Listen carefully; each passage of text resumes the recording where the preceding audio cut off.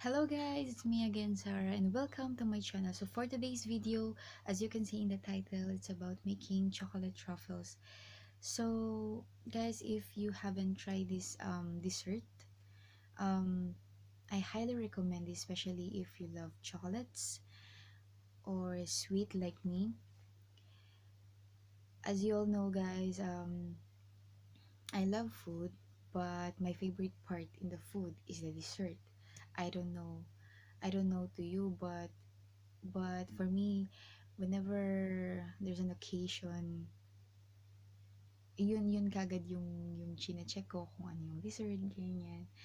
I don't know, I just enjoy eating desserts, and that's why I'm very passionate in making desserts. So maybe in the future you will see in my channel na gagawa pa ako ng mga iba't ibang klaseng dessert na mga alam ko at mga matututunan ko pa.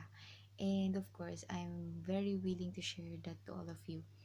So, yeah, if you're interested, please keep on watching.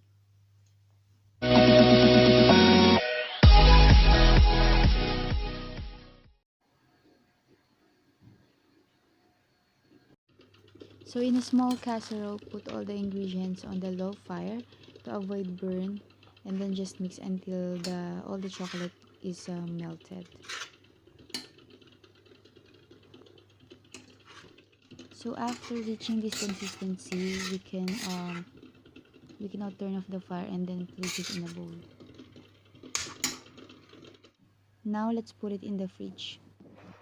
Once your chocolate is set, you are now ready to mold it on a round size.